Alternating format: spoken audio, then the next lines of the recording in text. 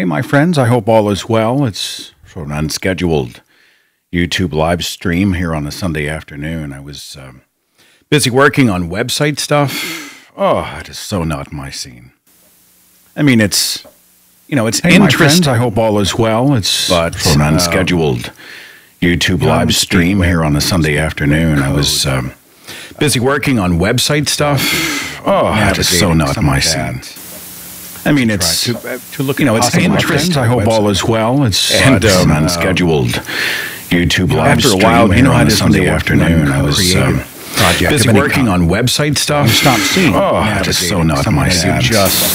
I mean, it's to look it's interest. I hope all is well. It's unscheduled YouTube live after a stream while, here on a Sunday afternoon. I was busy working on website stuff. Stop seeing. Oh, it is so not my scene. I mean, it's to look it's interest. I hope all is well. Wondering what have I done? Unscheduled YouTube live After a stream while, here on a Sunday you're afternoon. hearing double. Busy working on website stuff. Stop seeing. Oh, it is so not my scene. I mean, it's... That's weird. Try that. Is that better? That's weird. Hello, hello, hello, hello. Hello, hello, hello. I think I got it covered now.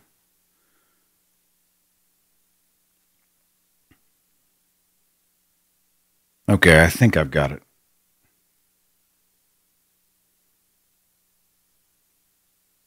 Check, check, check, check, check. Let's start again, shall we? Sorry about that. I have been working on a potential update to the website, kind of dinking with, options. I'm not good. I don't speak web very well. And so I've been, moving things around. I've been trying to get, kind of a cleaner look, a little more streamlined look to the website moving forward for a potential update at the end of this month. That is overwhelming to a guy like me. There are some people when they get into, except for when I'm doing audio editing, in most of the other areas of my life, when I am doing high detail stuff, I feel like my eyes are going to bleed, right? I'm big picture. I'm goal oriented. I'm ready to go. I want to get it done. And there are some people who are so meticulously minded, they can get in and get lost in the details and they love it. I am not that guy. I am, except for when I'm editing audio, I find myself starting to wink out, rush, take shortcuts, and I after a couple of hours in there working on it, I'm just not even sure what I've done. But keep an eye on the social media pages. When I get a little closer to having it ready, I'm going to send a beta out and a link to some people who might be interested, and they can take another look, and they can tell me, what they think. So I'm going to try to make sure that it's intuitive, user-friendly, that it serves you, and that it meets the needs of the audience. So anyway. Am I coming to the Netherlands? Sarah asks. There is a very good chance. It's funny, with all the tour dates I have coming up, I'll start with Milwaukee, then Chicago next month on the 23rd of September. It's Minneapolis, St. Paul. I've got 2 dates in Florida coming up in November, but it looks like I might be traveling to do are we doing Brussels and Amsterdam? I'm going to have to look at the emails. But the skeptic group in the area, one of them has contacted me and asked if I'd be interested in flying all that way to do a presentation. I'm thinking, you guys are desperate. You are serious? You want me to go all the way to the Netherlands to give a presentation? And they were like, fantastic. So we're looking at options and costs and trying to cover all the expenses. But if it happens, I'll make a big noise about it, and I'll have those details updated on the tour calendar. Okay, so that's thethinkingatheist.com or sethandrews.net. So anyway, what are we doing today? Anyway, I'm glad you're here. I've got my coffee, just kind of hanging out on a lazy Sunday afternoon. The dogs are toast. Natalie's off playing tennis. I've been thinking, I got my stroop waffle. I have that ready. We'll christen that here in a few minutes. I've been thinking about doing a segment on the podcast moving forward. You realize we're about to hit our 400th show, right? 400. I think that's end of this month or the first Tuesday in September. And I've been thinking about some new stuff for after 400. And I'm this close. I'm not going to do it, but I'm this close to doing a segment called Religious Text from My Father, or Religious Text from My Parents. Let me tell you what my life is like here. I unblocked my parents from text a while back. I don't know if Dad even realized that he had been blocked. It's possible he's been sending this stuff nonstop since last year. And he just thought he was communicating with me when everything was just, just not arriving. So Mom and Dad are at their home, and big windstorm blew through a few weeks ago, and it blew a big-ass tree over, and it smashed both of their vehicles. One of them is really badly damaged, and the other is just totaled outright. And so, I'm thank God that no one else was hurt, and thank God, And of course, my first thought is, why didn't God just sort of push the tree the other direction? Why in the world is he having you, pay the whatever the deductibles are on your vehicles and blah, blah, blah. But this is the kind of stuff that comes through. Mom's doing well. She holds out hope for you. When you're open to a sincere discussion about life, we will be making progress, meaning that I'm not open to a sincere discussion about life. I'm no longer open to the acceptance of the Bible, and I think that's the problem. But my father's like a little Jesus parrot, okay? I don't know how else to describe this, but he quotes the Bible to prove the Bible.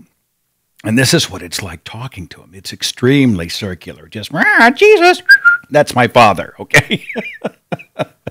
So you'd be like, well, Dad, how do you know who wrote the Gospels, which talk about Jesus? God is good, that's my father. And it's maddening to try to have a discussion with him. And so what he's trying to tell me is that once I'm open to a discussion in which at the end of the discussion I agree with him, then we will be making progress. So, of course, I'm like, well, hey, wait a minute. Why didn't Jesus push your tree in the other direction?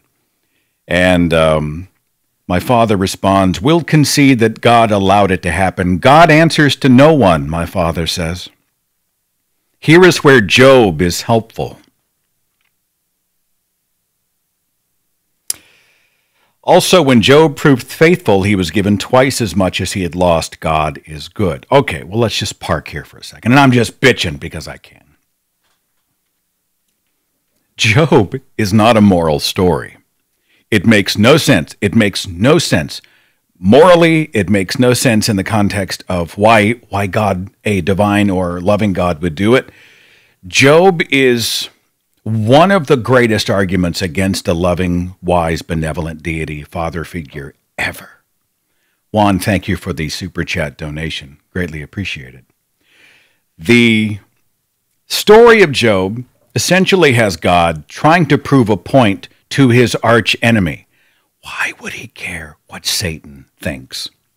God, knowing past, present, and future, would already know that Job was faithful. He would have no reason to ruin his life and to riddle him with disease and to let Satan execute his children and all these horrible... Job loses everything. And yet Job is faithful. And my father thinks this is like an argument for the goodness of God. Things get shitty out there, and yeah, sure, trees fall on your vehicles, but it's good to remember Job.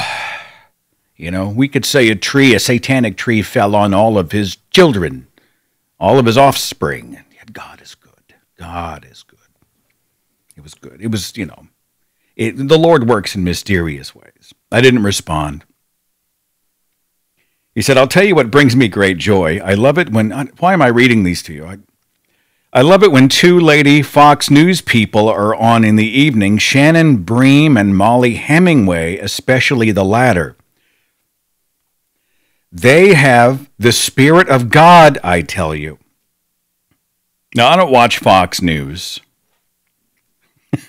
I don't know who Shannon Bream and Molly Hemingway are. I looked them up, and like all Fox News anchors, they are, of course, hot. Okay. So my first thought after this is, my dad staring at the Fox News women? No, certainly not. He's watching because they have the Spirit of God and they are excellent commentators. So I don't respond. He follows up the next day with this, and I'll stop and we'll wax philosophical. He said, supposedly Socrates said, I suppose it's possible for God to forgive sins, but I don't see how. My father continues, we know how a righteous God can forgive. He sent the Messiah to be crucified. The penalty has been fully paid. Judicially, atheists have no answer to that universal problem. I told Natalie, this is how a slave communicates. Slavery, right here. Slavery. I didn't respond. I'm done responding, but I haven't reblocked him yet. Because honestly, I'm kind of morbidly curious to see what insanity comes through the pipeline next. I have thought about doing a segment called Text from My Religious Family and letting people just submit some stuff. And I would read about them. I would maybe read the texts online and, give people like me a chance to vent, and they could vent and whatever. I mean, it's hard. Hey, Dad, do you believe that God created hell? Well, God, he created, well, hell is for Satan. Yeah, but who created hell? I mean, God created hell, right? Well, God is good. God is good. Yeah, but he created hell, right? So once I get that out of him, yes, okay. Well, yeah, hell is where the sinners go. All right. So God's going to send me there. Yes. Oh, yeah. What's hell like? Oh, it's terrible. It's terrible. It's fire and sulfur and pain and blackness and separation from God. It's just something you don't want a part of, my son. Oh, it's terrible, Dad. It's terrible. It sounds awful. So God's going to send me there. Well, he doesn't send you, you choose hell. Why would I choose hell? Like, why would I choose hell? Well, you have rejected God. Well, actually, no, I reject the idea, the notion of God. But, if God doesn't provide enough evidence to satisfy the burden of proof for me, and I don't believe in him, he's going to send you. You will go to hell. You will spend an eternity in hell. Okay, all right, Ed. So, Pop, you love God? Oh, I love God. Yes, I love God. The Lord is wonderful. All right, so you love my torturer. Well, just tilt, ding, ding, ding. It's just not communicating. Oh, the Lord is good. The Lord is good. Atheists cannot demonstrate this judicially. None of us deserve heaven. We're all sinners. It's just this slavery. And I think, God, I can't believe I did this for so long. Oh, I was born with a sin nature. I was born contaminated. I'm so broken on the inside. I'm so undeserving. I had there was a religious family I was well wired into, and they were teaching and preaching the lie that human beings don't deserve goodness. You don't deserve happiness. You don't deserve prosperity, or you don't deserve anything good in life. Because we are born sinners, we are then inherently evil and must be rescued from our own evilness. And so they bought into this horrible idea that nothing in life that was good did they really deserve. It was all just a bonus because God sort of blessed them with it. And he could take it, the Lord giveth and the Lord taketh away at any moment. We don't deserve a happy marriage or our children or, whatever. It's slavery. There is no other word for it. And to see these happy, clappy believers sort of glaze over and be like, yes, as you're burning in hell, God is good, God is just, God is good, God is just. I just can't take it. I just can't take it. DJ, thank you very much for the super chat donation. By the way, the donations do help me as I get ready to release and promote an audiobook. I'm going to try to make back at least here, in the first quarter, the investment I made on it. It's interesting. By the time you pay the voice actors and the music licensing and the illustrator and the photographer and all these other things, I got quite a bit put into it. But I'm excited as we get ready for October. It's going to be very cool. Somebody asked me what I thought about the movie Meg, which I saw last night at the Warren Theater. I'm not going to give you any spoilers. It's a Jason Statham shark movie, okay?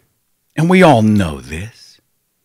We're not going to, a paleontologist, is not going to be able to go in and make this a serious discussion about the megalodon. And I get that. You get that. We all get that. So we all go with extremely low expectations. We're thinking this is bubblegum for the brain. This is like Sci-Fi Channel with a budget. This is Meg, the movie.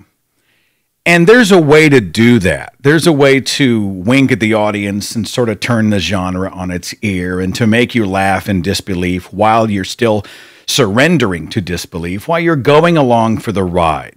Piranha 3D is probably a pretty good example of this movie that knows what it is. It knows it's schlock. It knows it's grindhouse. It knows what it is, right? It is just, it's gratuitous because that's what it is. And then you're like, fine. And so even as the film winks at the audience, it's, it's still smart enough to know what it is. Meg, for me, it knows what it is, but it just didn't seem like it committed. It's so vanilla. It was just vanilla. Where are the moments when you're laughing out loud over the absurdity of it? The dialogue, the acting is, I know it's not supposed to be Shakespeare. It's terrible. It's, the shark itself is pretty cool, but what they did was just kind of a wasted opportunity.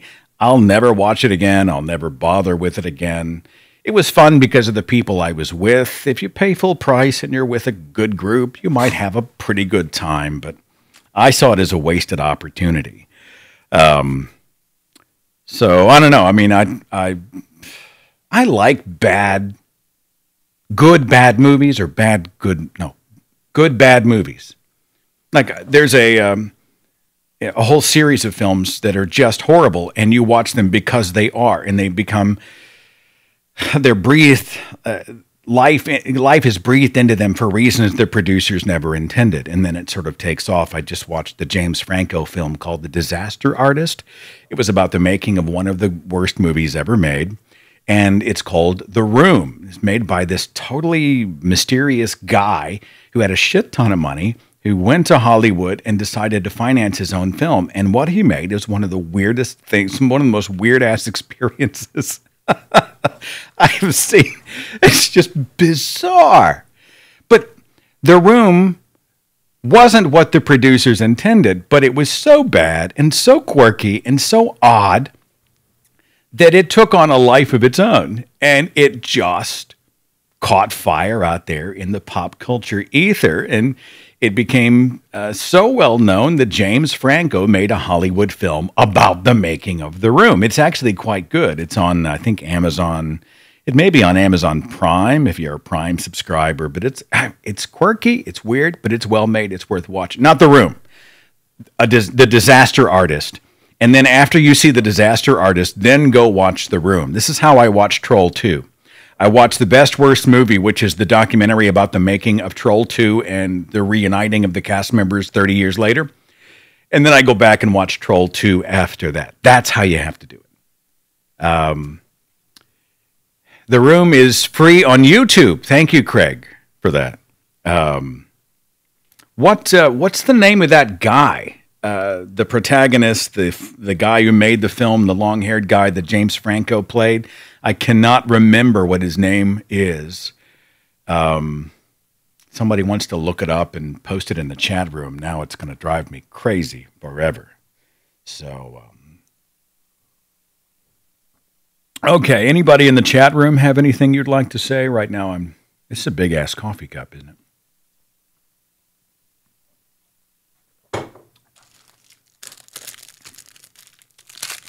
Which The Blob, Ivy? Was it the old, wasn't it Steve McQueen? Or was it the one that came out in the 80s that starred Matt Dillon's brother, Kevin Dillon? You ever tried these? This has got to be some of the worst stuff for you. Tommy Wiseau, thank you. Thank you. Weird-ass accent. He lives on another planet.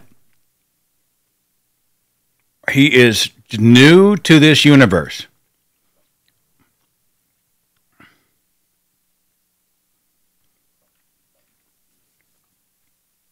Chaz, thank you for the support. Religion is believed by the common man as true, the wise man as false, and the politician as useful. It was often misattributed to Seneca. Ed Gibbons wrote in his Decline and Fall of the Roman Empire. I've seen it actually attributed to a lot of different people out there. It's an interesting quote. What's that Mark Twain quote that says, religion was invented when the first con man met the first fool? I'm paraphrasing. But I mean, it's pretty accurate. They have plenty of stroopwafels in the Netherlands, do we? I wonder if they're the same as these. Like, are these Americanized? Just like when you have Mexican food in Oklahoma, you know, Tex-Mex. I mean, is there like a different stroopwafel in the Netherlands? Is it made differently? Does it have more of something? Did you guys see that Seattle story? About the dude, the ground worker, who stole the Alaska Airlines airplane and spent an hour doing like loops and shit? Did you guys watch that video?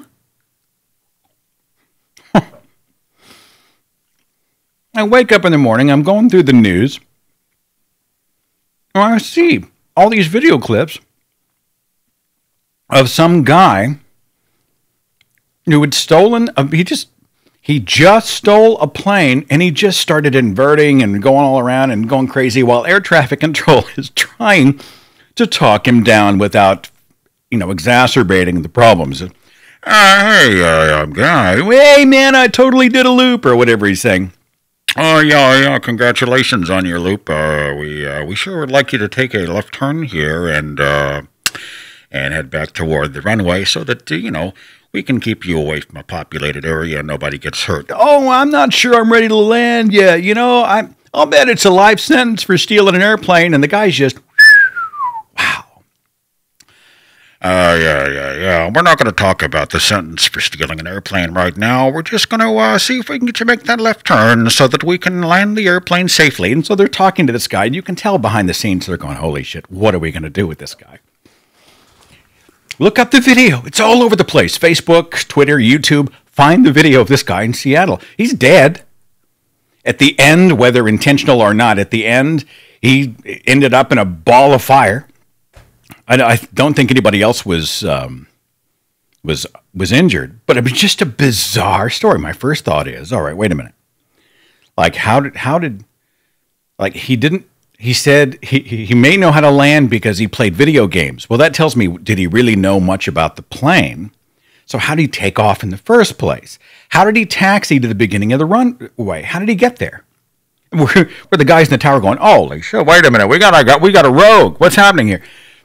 He's airborne. Was he like, hooping and hollering in the cab, in the cockpit the whole time? Did he mean to commit suicide? What happened with this guy? It's a fascinating story. The guy was obviously just unhinged. What do I think of the Religious Liberty Task Force? Funny you should ask. I just released a video. It's called Are Christians Persecuted? It's a somewhat animated piece. It's a throwback to some of the stuff I used to do when I had more time. That was asking, do we really need a religious liberty task force? And it just goes through all the ways that Christians have been privileged here in the United States. and the evidence that they're not remotely persecuted. And so it's like 2.5 minutes long. YouTube already marked it as unacceptable for advertisers, prompting me to request a manual review. So now 2 weeks are going to pass, and it may or may not be approved. Their default, really, YouTube's default is to just deny advertising and monetization to pretty much anything I upload. And I have to go through and I have to say, no, the last one before this was the interview I did with 14-year-old Kelly Helton. She's just a young activist telling her story. We're sorry. We're sorry that YouTube has deemed this unacceptable for monetization. You got to be shitting me. I'm talking to a 14-year-old girl about her activism. It's crazy. And it's such a waste of my time because I got to go back and go through the appeals process. I don't think it's about atheists. Some people have said that. I think it's about YouTube has such, they've set up whatever algorithms or bots or whatever you call them to be so stringent that if they see any word that might be deemed controversial or someone subjectively deems controversial, that they just yank it outright. But is this really the most effective way? I would think advertisers would like something controversial, don't you? Right? Even if it was controversial, wouldn't you, as an advertiser, usually be like, hey, a shit ton of hits? So, whatever. Let's see. I'm going to West Texas A&M in a couple of weeks. Was watching an old podcast with a speech from the Unholy Trinity. Is that online? You can find all the Unholy Trinity speeches. They should be listed at the Thinking Atheist YouTube page. So knock yourself out. If I don't have them all on mine, Aaron or Matt I may have given them their speeches to post on their pages. I don't know. It's been years. But it's all out there. It's all out there somewhere. What do you think about the Nazis in parade for the 1-year anniversary? I think, we have to defeat bad ideas with better ideas. I don't support violence, unprompted violence against these people. If somebody goes out and starts swinging because they're going to do battle with Nazis, they're not helping. There are other ways. There are other ways to defeat the terrible scourge of hate, and it's not by flailing with our fist and acting like temper tantrum throwing children. And no, you can't equate this to the Nazis with rifles in World War II. It's not the same.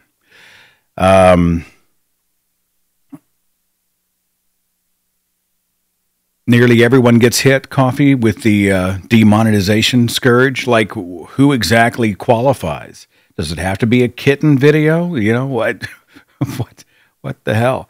Graydon Square's been doing 24/7 live, 24/7 atheist music. It keeps being taken down for copyright issues for playing their own music. I have a licensed, a subscription license to a music service for what I do. And they provide music to everything from radio producers, radio commercials, freelance video producers to television networks. And I pay a license fee every year, and it ain't cheap to have access to this music. If you hear ghost stories, if you hear Are Christians Persecuted, if you hear that music, it's because I pay for it. And yet I continue to get these copyright strikes, and I have to go and tell them, this is not stolen material. It is something I pay for a license for. Here's my account. Here's my ad rep. And I have to do this, I don't know how many times a year. YouTube's driving me crazy. Let's see. What are your thoughts on how Willow Creek church scandal's unfolding? Well, Bill Hybels was a guy that I actually shot. I think I shot video in his church when I was a video producer.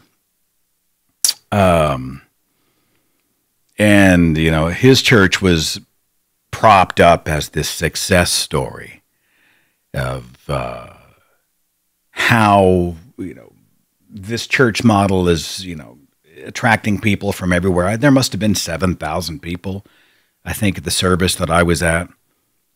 And so the idea that, Pastor Hybels is being accused of groping and sexual misconduct and having an affair and all those types of things, and that apparently his staff knew about this, but because of his legacy, and because their deference to him, they had not reported it before. This is all, it's all very tragic. It's all very tragic. But I'm glad his deeds came to the light eventually. They have to. We have to. If we're going to call them out at home, we have to call them out there, and vice versa. Let's see. Do we have a troll among us here? Is that what that person is? Remove.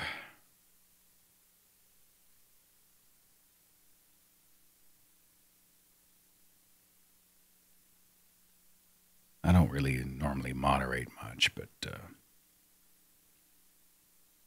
there you go. The needs of the many outweigh the needs of the few or the one. So, to make sure that this person isn't disrupting the flow for the rest of you, you're welcome. All right. Anything else you'd like to say? Anything else you want to talk about? The Oceans is asking any suggestions to get over the hell fear pounded into me. You're going to like the show we do on, I think, the 23rd of August. I'm speaking to a guy named Gregory, and the name of the broadcast is My Name is Gregory, and I'm Afraid of Hell. And we walk through his journey out of religion and his fears of hell. And so I bumped that show. I was going to do it early August, but it's now scheduled for, I think, the 23rd, third week of August. So stick around for that one, okay? Am I still on Twitch? Am I still gaming? From time to time I am, yeah. I've been busy trying to update the website and getting Ghost Stories ready for release. It's hard. I'm a staff of one. I have a hard time delegating. It's not that I'm a control freak. It's just that I'm a little bit of a control freak. I just want it done a certain way. This is a challenge for me because if you don't duplicate and delegate, you become capped at what you can accomplish, and you struggle with burnout. And, after 9+ years of doing this, while I really love it, I do have my struggles with burnout. There are times creatively when I'm just a desert. I can't think of the next thing to do or say. It's hard to walk away and reboot because this is not just what you do, but it's how you pay your bills. That's, if you don't produce something, then, it affects your livelihood, and you're paying the bills and the mortgage and all these other things. So then you're forcing creativity. Does anyone else know what that's like? Anybody who does creative work for a living? And just nonstop. It's a zero-sum game. The podcast goes out and you're back to zero. You release the video, you're back to zero. You write a speech, you give it on tour, you retire it to YouTube, you're back to zero. Just one thing after the other. So, it's sometimes a challenge, but it's still something that I love. And gaming helps provide a distraction from that. I get a chance to go bust out. And we had a horror movie night at my house this last week with some people in town, some friends of mine from the atheist community of Tulsa, who I just know over the years. So we said, hey, I'll host, and once you guys come over, we'll eat a bite beforehand, and we'll watch a movie. And we ended up watching The Descent, which is a terrific little film that came out 10 years ago, about 5 women who go into a deep underground cave system, and what they find down there is pretty sinister. And it's it's a tightly wound little movie. And so we all did that, and we decided, I think we're going to do a horror movie night once a month at my house, and maybe more in the month of October. I saw previews last night for The Nun. It actually looks quite good. I know that the 40-year Halloween is coming out, right? 40 years later, Laurie Strode encounters Michael Myers. They're going to pretend that all the Halloween films after the first one, right, where Loomis shoots him, Michael Myers falls over the balcony, they look out, he's gone, the music plays, da, da, da. They're going to pretend that Halloween 2 through whatever didn't happen, and they're going to just jump right into Halloween. What are they calling it? Halloween something. My one complaint is that they, for some reason, and Jamie Lee Curtis is a striking woman, they gave her crazy woman hair. Like, it's like they tried to take her hairdo from 1978 and just make it gray. And the effect is that she looks nuts. I don't get that. Like, I think if you had presented her more the way she was in H2O, Halloween H2O, that that works more for me. But instead, when you show her with the crazy woman hair, I just thought, why did you do that? But it's coming out in October, and I'm excited about it. There's another one that releases October. What is it? So anyway, we're going to start doing it like a regular horror movie thing at my place. And that's bubblegum for the brain. And that's a nice distraction and a good social exercise. So forgive the long answer. I'm sorry. I'm babbling. Will I do a Twitch stream later on? Perhaps. We'll see. It kind of depends on when we finish here. DJ said, thank you for all you do. Your podcast has encouraged me to not only realize but embrace my atheism. After 44 years, I'm finally free from religion. I'm glad to hear it, DJ. Don't beat yourself up for taking a while. It took a lot of us some time. How do you guys handle living in the Bible Belt? I hold my nose usually, just all the time. It's around Jesus, Jesus, Jesus, Jesus, Jesus, Jesus, Jesus. It's everywhere. And it's just, a lot of times it's the dumb stuff that makes me crazy. You know, my little Susie's in the hospital. Please pray that the surgeons will do good work. That the Lord will heal her through the hands of the surgeon. Lord, we ask that, you give us good weather for the ball game, shit like that. And this is how people talk around here. That's a little rough. Is it Heidi? Thank you, Seth, for being so outspoken. Classic thinking atheist vids helped free myself from fundamentalism as a teenager. I'm glad to hear it. I'm glad it was helpful for you. They're imperfect, but they were, made with a real sincere desire to try to help people and further the conversation. What are my thoughts about the burqas and Boris Johnson? Shit. Look, I'm sick and tired of watching people on the left talk about the embracing of diversity means the celebration of the burqa, the veil. I just think, come on. I don't like, burqa Barbie or whatever they call it. I just think it's ridiculous. It's not that I want to outlaw the burqa, but I don't think we celebrate the burqa. I don't think it deserves any special treatment. I don't think the embracing of it makes us better progressives. I just think that's stupid. I mean, this is a tool that fundamentalist Islam and Islamist cultures use to dehumanize women. And I think, you can truss it up under the banner of diversity all you want, but the burqa it's so commonly used as a way to control, to mute, to enslave, to dehumanize women. I think I'm not totally familiar with Boris Johnson's specific comments. I just know that he's been accused by some progressives to apologize because they said he was being racist, I believe. I'm guessing this falls back into people conflating Islam as a religion and an idea with a race, a skin color, which an idea is certainly not. People of all races and sizes and shapes and cultures and skin colors embrace or reject Islam. Islam is not a race. The criticism of Islam, the ridicule of Islam is not racism. This is a lie often told by Islamists to insulate themselves from criticism.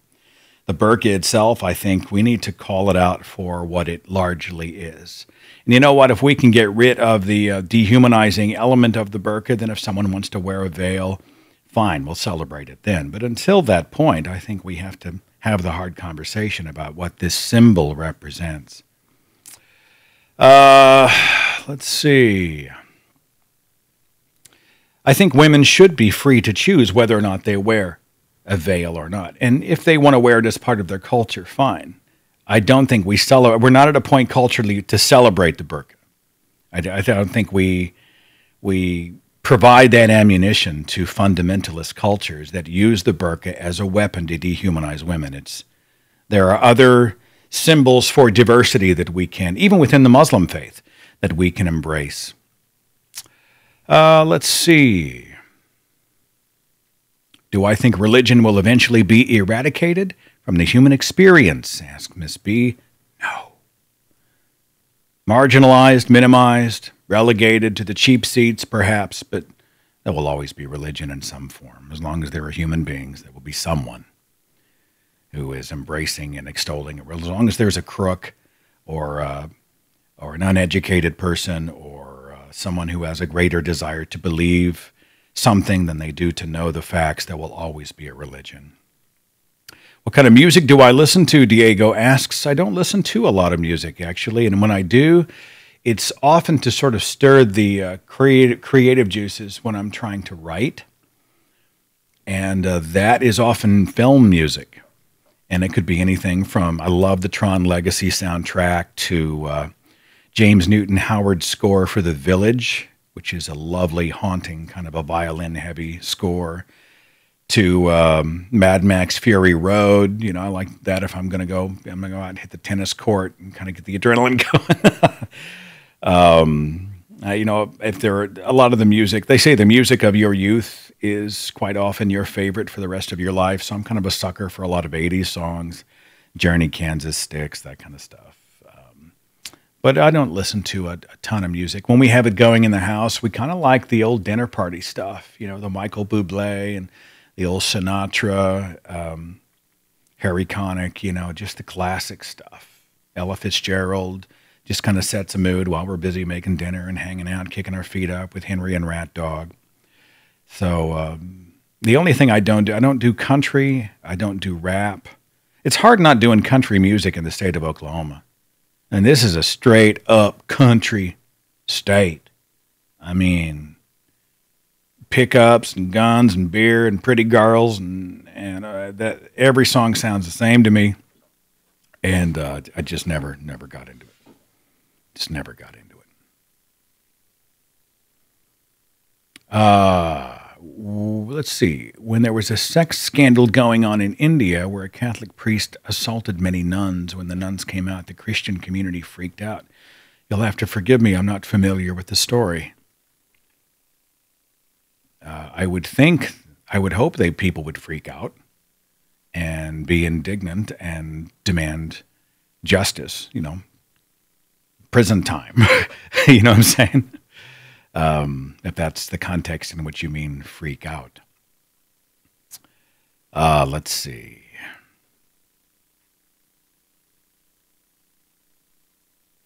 The good indie stuff, guided by voices. How do you say that? Sebado? Pavement, Teenage Fan Club, Yo La Tengo. I'm game to try new things. Anybody else have a comment or question? This is going to be a short and sweet broadcast, I think. Maybe I will jump onto Twitch. I've got an hour until she gets back from the tennis court. I've got some work. Working on Sunday is weird.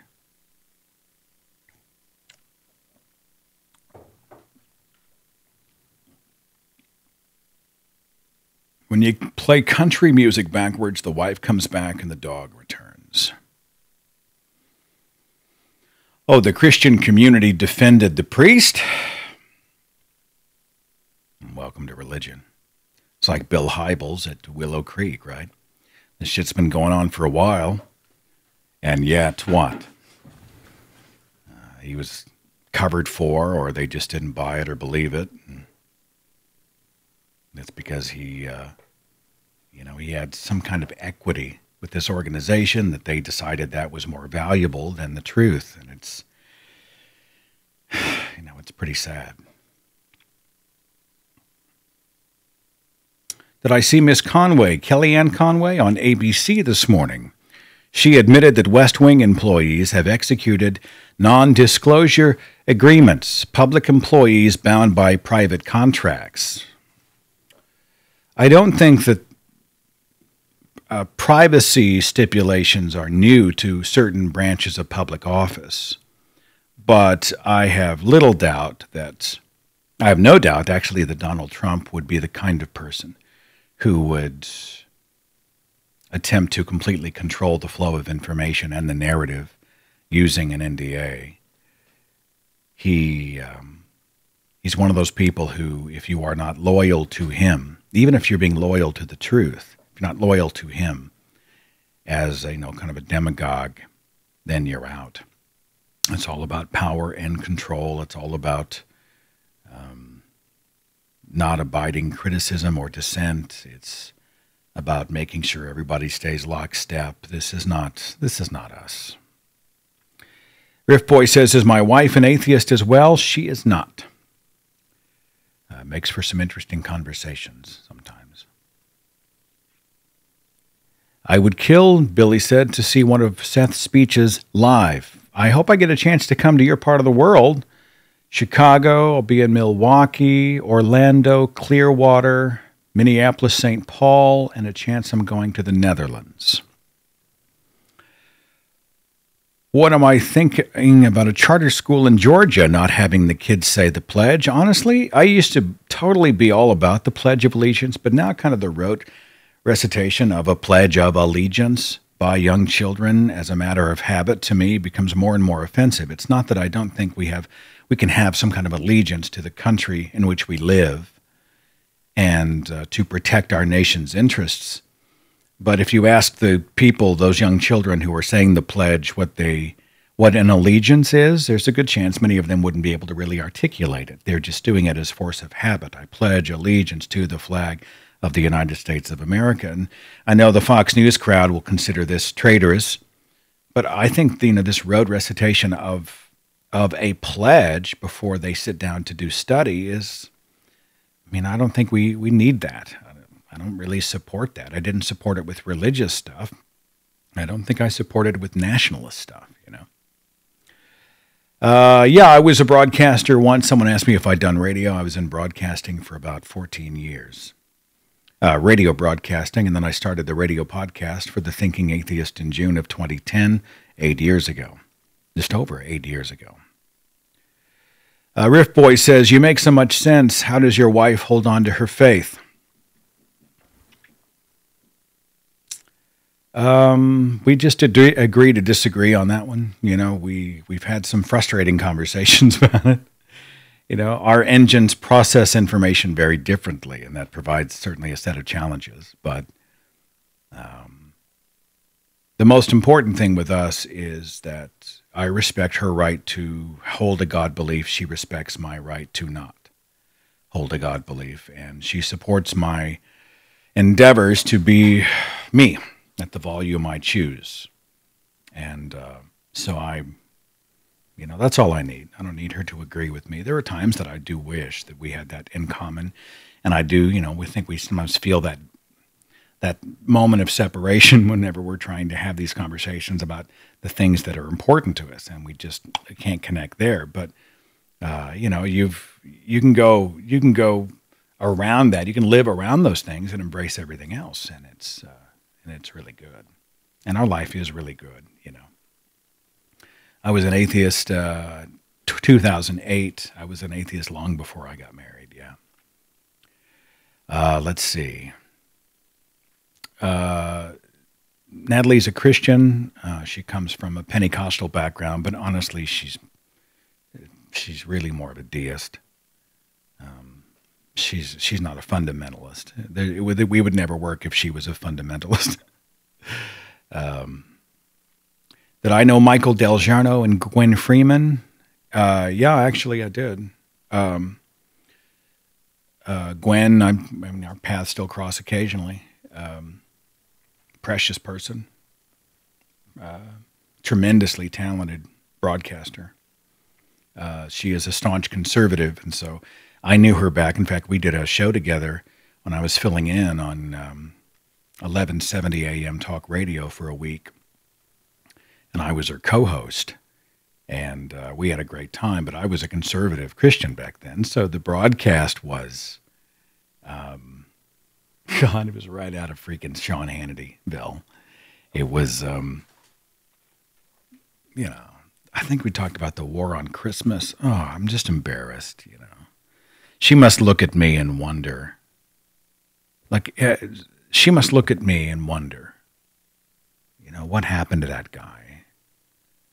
I think, you know, like a lot of people do, what happened to him? But I don't get a lot of questions from people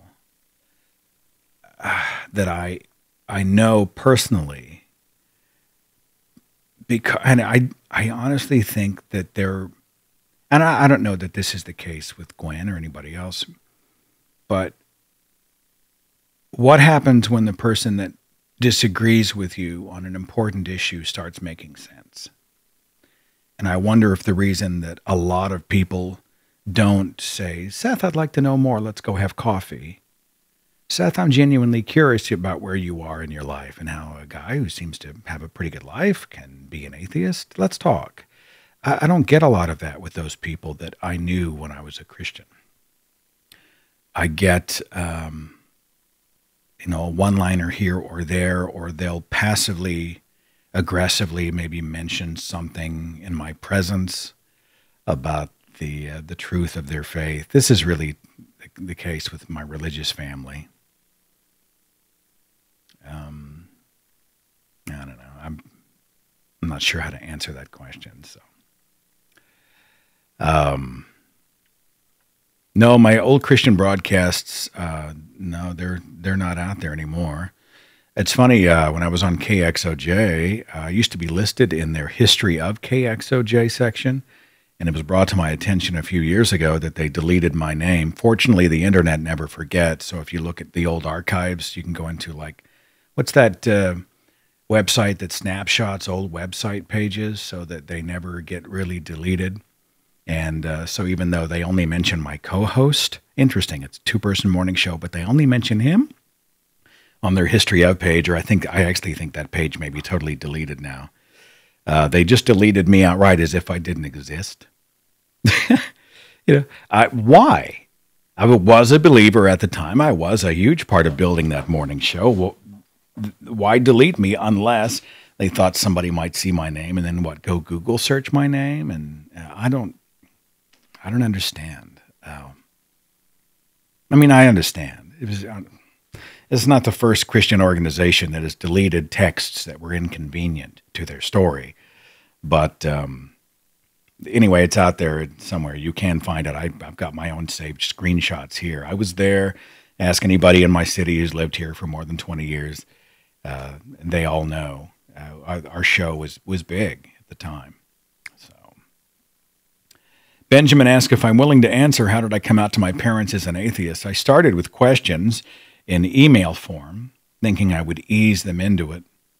And because they were sort of presented as experts as I was growing up, I was thinking, well, if anybody would know answers to these theological questions, it would be my mother and father. And the problem was, the more they tried to explain it to me, the more like it sounded like bullshit. I'm like, what? That doesn't make any sense. The more answers I got back, the more questions I had. And for them, questions put onto their radar that, you know, I was doubting, and then they realized there might be a problem. You know, he's not lining up with everybody else. He's not towing the line. He's not a believer anymore. He has doubts.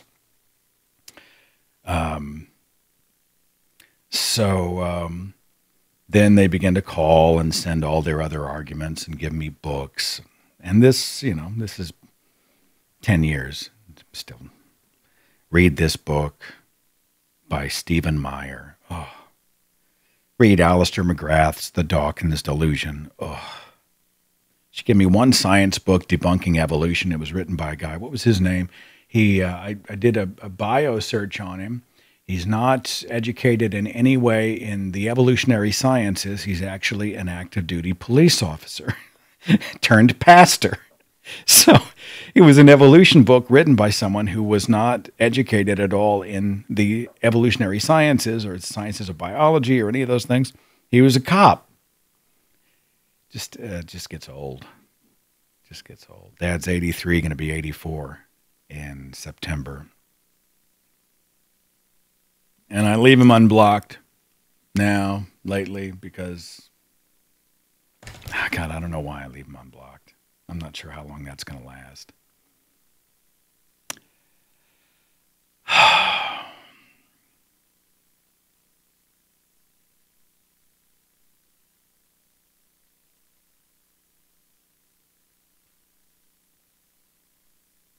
I'm reading here in just a moment. My favorite quote or part of Sacred Cows, you're being kind, aren't you? Giving me a chance to slug the book. I don't think I have a favorite part. It's like music, you know. One week you're sort of liking this tune, and another week you're liking the other one. Sometimes I look at it and think about how it could be better. Deconverted, I look at and I think, you know, this was written at a time when I was still pretty new out of the faith. There are some parts of it, especially the arguments, refuting the religious arguments, that I wish I'd like. I thought about doing like an update to go back and shore those up as a resource for people who were encountering religious apologists, and but I mean, I don't know. It's all fun to me. It was such a, these projects, when they finally release, it's just like this burden is lifted. It's like ghost stories. These things take so many hundreds and hundreds of hours. When they finally sort of go out, it's like the ship has sailed. You know, you built the Queen Elizabeth. You constructed it from scratch, and it is now finished, and it's got a fresh coat of paint, and it's beautiful. You hope it's beautiful, and hopefully it's seaworthy, and you launch it, and it goes off into the sunset, and you're like, whew. I mean, that is a tremendous sense of relief. Tremendous sense. And in a smaller context, it's that way with every creative work. You get a podcast. We're doing a podcast that releases on Tuesday called I Used to Believe Weird Things. And you put all these pieces of conversations together, and you do the research on how human beliefs are formed and why we believe irrational things, and you're trying to do due diligence to respect the time of the listeners and the viewers. By the time you get it all done and zipped up and ready to go, and you let it out, fly, be free, it's like, oh, you know.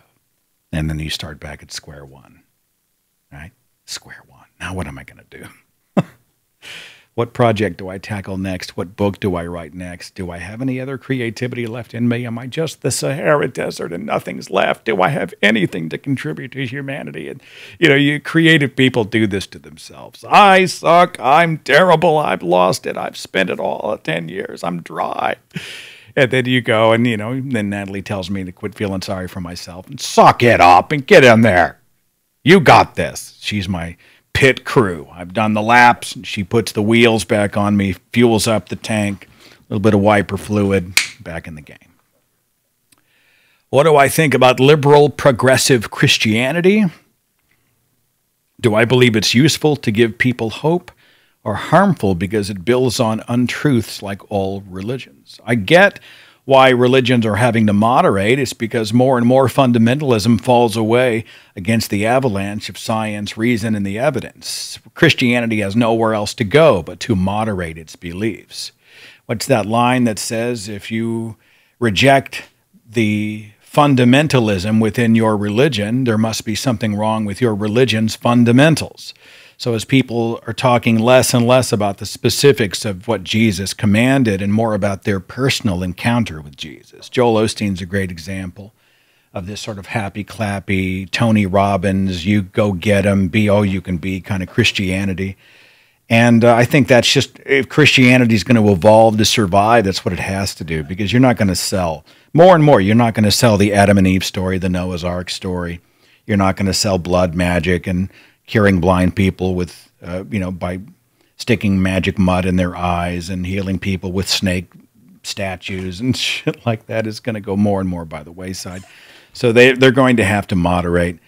I reject this lie that some people are just so weak that they need religion, so we have to sort of spoon-feed them or let them spoon-feed themselves a vanilla, generic, harmless kind of religion. I think that's just so patronizing. At the end of the day, the question shouldn't be, does it make people happy? The question, I think, should be, is it true? Do facts matter? And yes, there are liberal, progressive Christians. There are Christians who are pro-gay marriage and who are fine with cannabis and who don't hate people of other religions and who don't want to keep women in the kitchen. And yeah, there are a lot of there's a tremendous number of shades of Christianity. And, it's interesting, though, because they have essentially had to distance themselves from their own Bible's teachings about non-heterosexuals in order to embrace and support gay people. So they're not really practicing their religion very well. They don't believe in hell. My God would never create hell. Jesus would never create hell. Jesus is a God of love. Well, they're just distancing themselves from their own fundamentals of their faith. They're having to do a cafeteria plan. They're just choosing less and less of the specifics, and they're making things up that fit their own personality and narrative. Now, that's what human beings have done since the beginning of time, or the beginning of humanity, right? They found a way to make religion be what they wanted or needed it to be, and that's the truth, or that's my truth. What's the most dangerous religion right now? No contest, radical Islam. Let's see. All we atheist arguments are based on an existing society without a society. What to criticize about religions? I'm totally lost. Do I detest the idea of ever going to a church meeting again, says Leslie. I went to a birthday party a week and a half ago for a relative, and they had it at a church. I couldn't wait to get out.